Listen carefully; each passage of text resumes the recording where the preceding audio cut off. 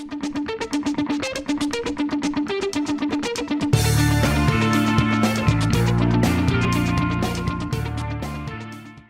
and welcome to Digital Stratosphere, the podcast that provides independent and technology agnostic advice to help organizations through their digital transformation journeys.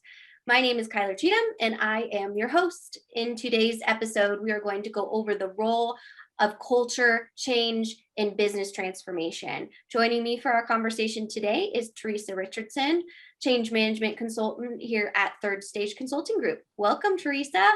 Thank you. I'm so happy to be here. This is one of my very favorite topics to discuss in relation to my work as a change manager and how we're able to use it to help organizations through their implementation.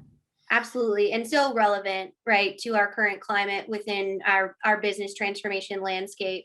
Absolutely. Absolutely. Especially since, a lot of the cultures within an organization have been established over years and years and years, right? Mm-hmm. Now we've shifted from that culture on site to a virtual culture, right?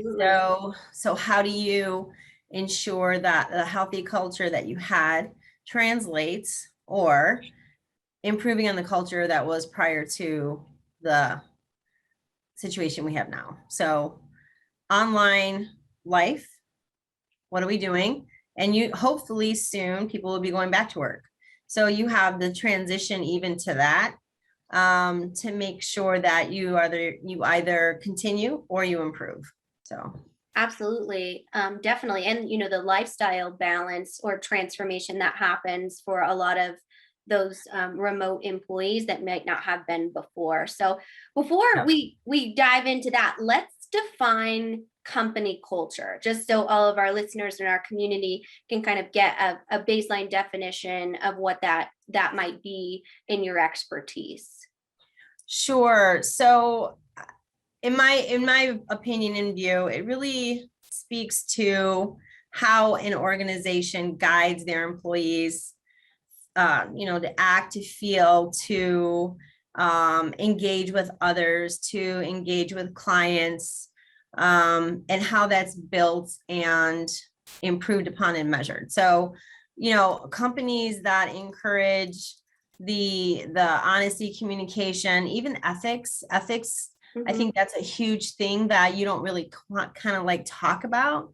But ethics is part of a culture as well. So a lot of these things that you have in with your own culture as a person translates to how you run a company, right? I would assume that a CEO or a board of directors would want a company that promotes, the high levels of integrity, communication, honesty, having to, appreciate others and appreciate what we're doing as a company and honoring certain facets of what they feel is important.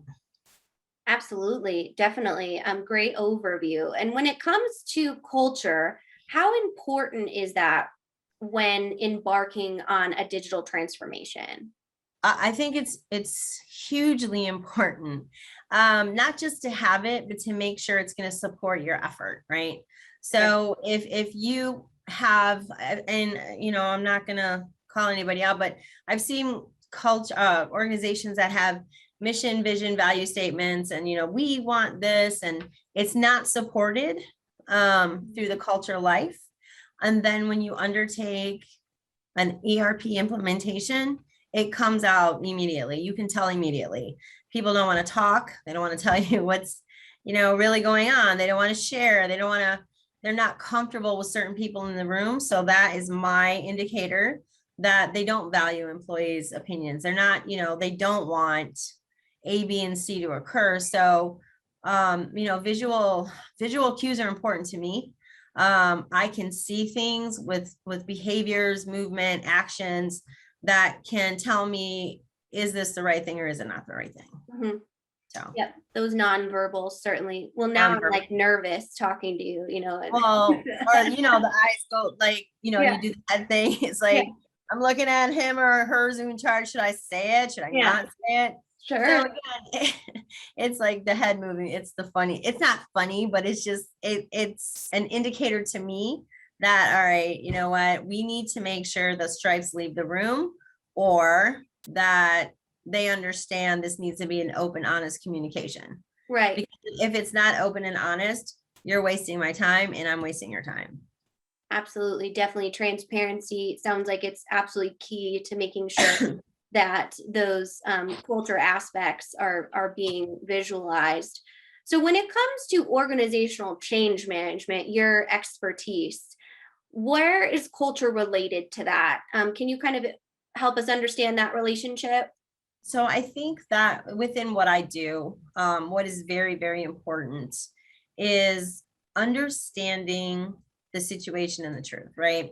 So again, if I don't have the level of open, honest communication that I'm going to need to understand, we have an issue.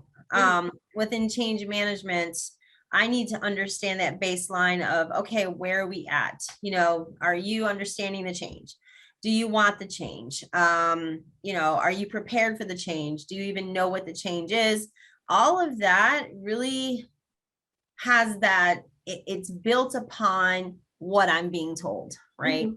So if I have a culture that says, you know, bosses in the room, I don't know if I should share. That's right there, needs to be addressed. But if I have a culture, and I've seen a lot of great organizations with this, Mhm. they are having dialogue. It's honest, it's open. You know, here's data, here's this, here's that. That's a much better foundation for me to build upon from an OCM perspective, because now I can do my work, right? Mhm. I can make sure that everyone understands the change. I can interview people, and I can interview like sponsors and stakeholders, and make sure that assessments that I give are honest and accurate. I can do an organizational assessment and be confident in my data reliability. So if I don't have those pieces already established from the start, it's going to be an uphill thing. Absolutely. And you briefly touched on it, but I think a lot of people think of culture and organizational change as kind of a soft science, kind of touchy feely. Can you measure more of those intangible pieces of business strategies? 100%, because that will translate to usage rates, adoption rates.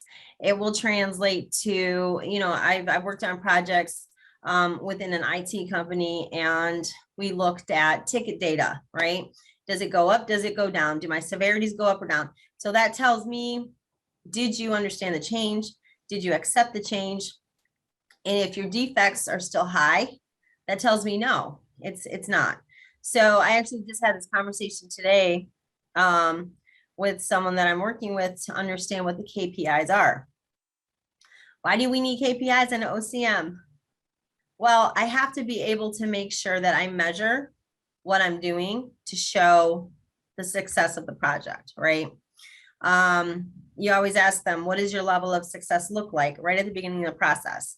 I need to be able to answer that question using data, and data comes from the people doing the jobs. Absolutely. So with that, can organizational change and culture affect your overall ROI, which arguably is, obviously a top KPI for many businesses? 100%. And it's like you were reading my mind or in my conversation before today. As a fly on the wall. You were somewhere in the room. Because again, you know, in my experience, high level ranking in an organization, they want to know three things: what's my problem, how's long going to take to fix, and how much is going to cost me, right? So right there, I know what their focus is on, is making sure we're doing well and making money. Employee turnover is a softer, I should say, metric. But when you look at a company that doesn't transform properly, that doesn't communicate properly, that doesn't support training, communication, etc., you're going to see an increase, in my opinion, in my experience, an increase in the people leaving for attrition, or they're quitting, they're finding other jobs. I read quotes all the time about, good employees don't leave their job, other than for, bosses or whatever. And that has a bit of truth to it, right? Mm-hmm. So what is in the cost of replacing an employee? You don't really think about it, but it's looking on, having one of your people now do other work. I'm looking for more employees, right? We have to go through all the resumes. We have to go through hiring process. We have to go through onboarding, go through this. That's 30 to 40,000 right there. And if you don't have a company that supports what you're doing, how you're doing it, and how you're helping your employees, having the attrition rate, or the, people leaving, that piece could grow larger and larger and larger and larger. So that's ROI right there. Impact to customer, right? So if you don't have the things necessary to translate the ERP implementation well, you're going to get people who don't know the process. You're going to get more defects. And where do those defects end up? Your customer. They're not going to be happy. So if it's a service, now you're creating a negative reputation, right? That's going to take a long time to fix. If you're producing a product, you're going to have to not only fix the relationship, but replace the product, which is extra shipping, extra, all of this stuff. So those costs really build if you don't address the situation up front and provide a repeatable and consistent process for the implementation, and really listen to your employees. Wow, that was really insightful. I didn't realize the kind of ripple effect that all of those things have. Wow. Well, great information. So when it comes to defining a company's culture, whose job is that at the organization? Personally, it starts from the top down, but everybody owns it. Everybody owns it. So if you have a CEO who encourages ownership and accountability, everyone can be involved in the process. And I think those are the organizations to look at. And it's really fun to see, because I could literally walk up to anybody and say, how do you perform, or how are you performing? What do your data say? And it's just like a rattle, right? So I know you're engaged. I can go to anyone and ask. But if you have someone who says, just for an example, we need to make sure we pick up the trash on the floor. That's part of our code. We want to make sure we leave a clean environment, et cetera, et cetera. And I see you, Kyler, you're my CEO, and you see trash on the ground, and I see you walk by and you just look at it and walk by. I know that value is not important to you, so I'm not going to do it. So again, it has to be owned by everyone, and it has to be measured and supported. So a lot of companies do employee surveys, right? But are the results addressed, or are you just checking the box? So again, it's not just a touchy-feely thing. It could be very methodical, very structured and intentional if a company has a good culture. Absolutely. Such great insights. I'm so excited to dive into more of kind of how do you assess culture and utilize it as a part of your organizational strategies. We're going to take a quick break and we'll be right back. If you are aiming for transformation success, turn to Third Stage Consulting Group. Third Stage's independent and technology-agnostic consulting team helps clients define their digital strategies, define their roadmaps, and manage their transformations. With offices in the US, Europe, and Australia, our team helps the world's most forward-thinking organizations through their transformation pitfalls and risks. If you are embarking on a digital transformation or business change initiative, contact Third Stage Consulting to see how we can help you reach the third stage of transformation success. Learn more about us and download independent reports, videos, and other best practices at thirdstageconsulting.com.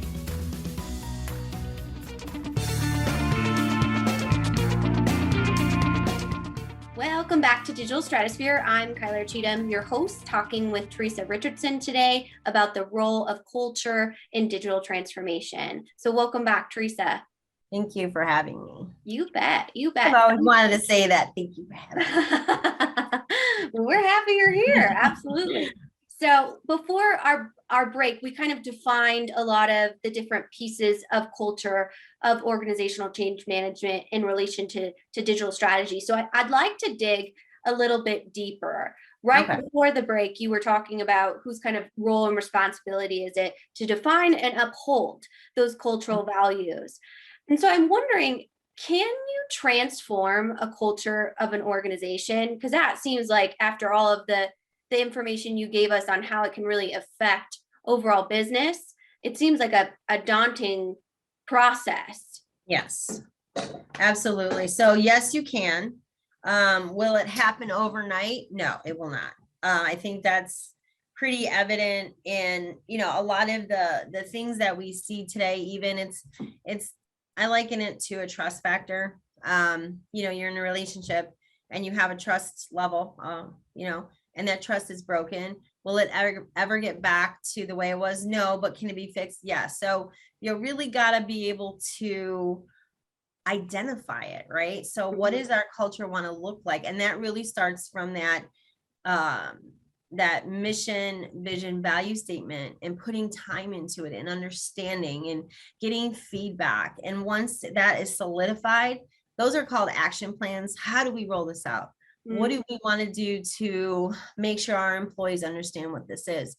How do we support through, how do we support the culture through the value that we want to give them and we want them to give back to us?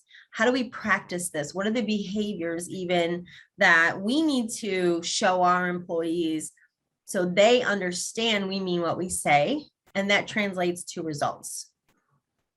Absolutely. When it comes to assessing your culture, as you mentioned, or understanding your current state, I know I personally, just as an employee of organizations, have seen that there can be a significant gap in the middle management versus maybe senior executives in them even understanding there might be a cultural issue. Is that something you often see? And if so, how do you go about addressing that? So yes, I have seen it, and that happens often. Again, I think, companies that start in that movement, they do a good job with the beginning, right? But like I said, if those types of things aren't measured and supported and there's no continuation of it, right? So like, for example, if I say, we want a work-life balance, and everything's great for a while. When things get crazy, it goes down the tube and we don't really ever come back to that. Well, it's their job to come back to that and to appreciate the efforts that were put in and to communicate that, etc. Also, when you do have turnover, it's probably because you have an urgency to get something filled, right? So are we preparing the new employees to support that culture? Do we want to make sure we have something in place that helps bring them into what we're doing? But it's also their responsibility to address it when they see a behavior or a practice that goes against the culture. You can't just sweep it under the rug and think it's not going to be addressed. And there's plenty of ways for them to address it. They just have to make that effort to do so. Absolutely. So in that effort to do so, as you said, how do you measure that internally? It seems like that might be like a sensitive conversation if you are, say, trying to transition your culture, but you're actually, the leader of that organization, you're asking those questions. So is that kind of when they would tap someone like you to come in to create more kind of a safe communication? Yes. So we at Third Stage have those assessments and those activities where we can get the information. And I think bringing in an outside person who is not part of that organization is very helpful, because then that shows not just a level of interest and investment, to be honest with you, but that gives the other employees a sense of comfort, I guess, to be speaking to someone who doesn't have any of those personal relationships that go across. Sometimes you get in departments and they have cliques or they have whatever. So you have to break that up, and you really have to understand what the issue is. And by interviewing them or having assessments or what have you, that will help get the information you need. But then you also have to follow that up to make sure that they're ready to hear it, right? I don't know. I don't know how many projects I've been on that, they're like, oh, this is our process or this is our whatever. And it's very, this is the way it works. Well, I wouldn't be here if it was working the way it works. It's supposed to work. So there's an issue, and we have to be comfortable enough to talk about that issue. Kudos to you for having us here. That's the first step, because you're recognizing and you're respecting your process and you're respecting your culture and your employees. So kudos to you. But now let's talk about the brass tacks and figure out what the issue is. And then the next step is to put into action the plans that were recommended. And the recommendation solution needs to include the people it impacts. You can't just arbitrarily make, a recommendation or a plan without including the teams themselves, because that action, although, they may think this is our job, but when you exclude the people, that shows a level of insincerity and disrespect, in my opinion, because they gave you this information. You should have them part of the solution. Absolutely. I mean, I think that that's so important, to create that inclusive environment of people that will actually be taking out that end user new process. So absolutely. Yeah. So when we talk about, you mentioned it kind of in the beginning, but we run into a lot with digital transformations or new technology, is that aspect of tribal knowledge, that sacred spreadsheet or that process that, John in accounting has been doing in his head for 45 years. Right. How do you address that piece of it while still making that employee or that department feel valuable, even though a lot of pieces might be automated or artificial intelligence or analytics might be taking over some of those roles? Boy, you're just a day in the life of Theresa, aren't you? I don't know. Guess so. So those situations happen more often than not, to be honest with you. And it comes from a place of feeling that you're not valued and you're not recognized. And honestly, it could be coming from a place of fear. I'm about to lose my job. You're gonna give me less responsibility. I don't know what the new job is. I'm not trained. And all of those come across in those behaviors of holding your cards close to your chest. I've always, when those situations, I just had another client who, this one person knows all the systems and they don't want to tell us. And that's where that came from. So the way I've addressed it, and I think culture and OCM, it really has a lot of the soft skills needed. You have to have like a high level of emotional intelligence. You need to connect to your person, but it also has the hard piece behind it that includes the methodology. So in situations like that, I use that high level of emotional intelligence to connect to the person, to honor their input into their contributions, and to talk about how best we can move forward. So I think that being able to capture the information and just kind of ask them, is it right? Are we doing this the right way? What is your idea? Bringing them into the conversation to the solution has worked for me 9.5 times out of 10. Absolutely. That engagement piece that you referenced earlier too, in creating, that value and recognition certainly sounds like it's important. So a lot of times we see that a great strategy, a great software selection, technology, whatever have you, but then we don't see the behavior of the end user or the adoption of the new technology. Is that something that could be considered a cultural or an organizational change management issue? It's an OCM issue for sure. I think that, again, I've said this, I don't know how many times on these podcasts, unless your process is 99.9% automation, people are involved, and you need to recognize that and respect that. Understand the day in the life of a Theresa in the floor or whatever. Like, what's going on with you? How is your process flowing? Do you understand? And, having those conversations are very, very easy. And I would not underscore their importance or anything. Having a person-to-person interaction. A lot of times people are just so, engaged in what they're doing, we miss that opportunity, right? So if you're able to really understand, okay, why are you not using the system? Is it training? Has it been communicated? Heck, do you even know what was changed? Like, do you know what the change was? Has anybody communicated? It's like, well, sort of, maybe not really. So right there is a problem. So now we have to do a reassessment.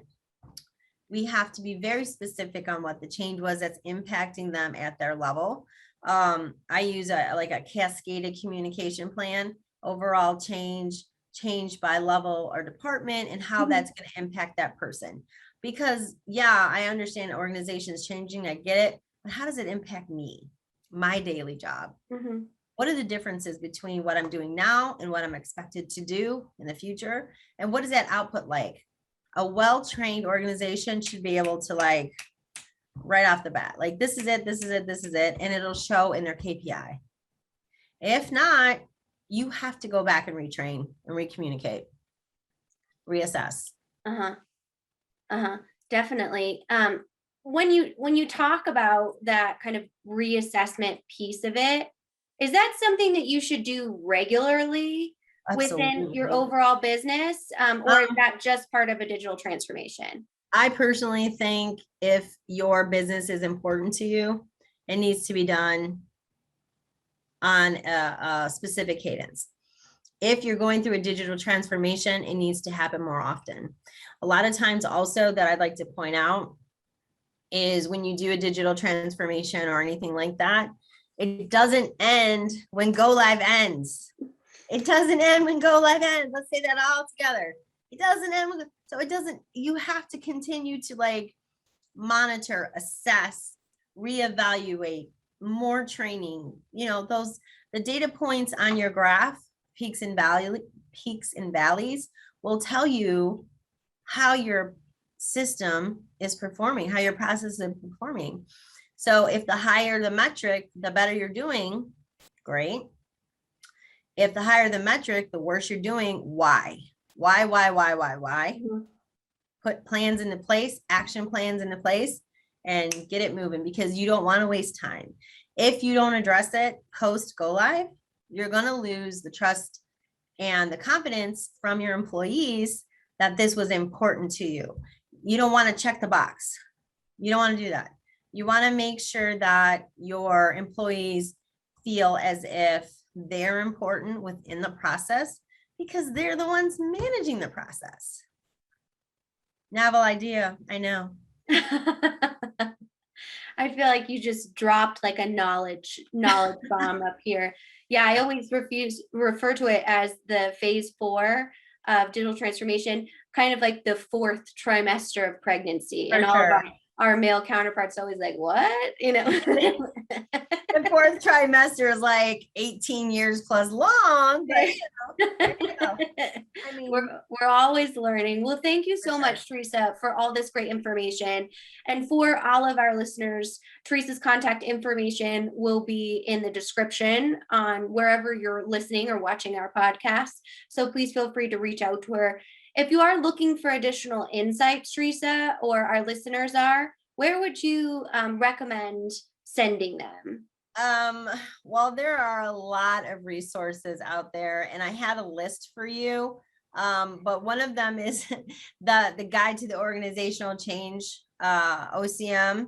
We have I've actually found Third Stage on YouTube. So I searched you guys out. So YouTube is great. We have a lot of blogs, even on LinkedIn, that you could use to investigate or research. So there's a lot of great information out there. But I would just like to caution, once you go looking for the information, making sure you validate the information, right? Absolutely. Making sure that your source is expert or has experience before you just run out and do it. I would strongly recommend that. Very, very important. Absolutely. Well, Because thank not everything on the internet is true, I found out. So hopefully people know that by this day and age, right? oh, Yeah, absolutely. Well, thank you again, Theresa. We're so grateful for your time and your excellent absolutely. insight. And thank you everyone for listening. Our podcast will premiere every Wednesday, and then we also have shorter clips on Mondays and Fridays as well. So please subscribe. Please also head over to our sister podcast, which is our longer form conversational podcast, Ground Control, that Eric and I host as well, and subscribe. Otherwise, we will see you next week.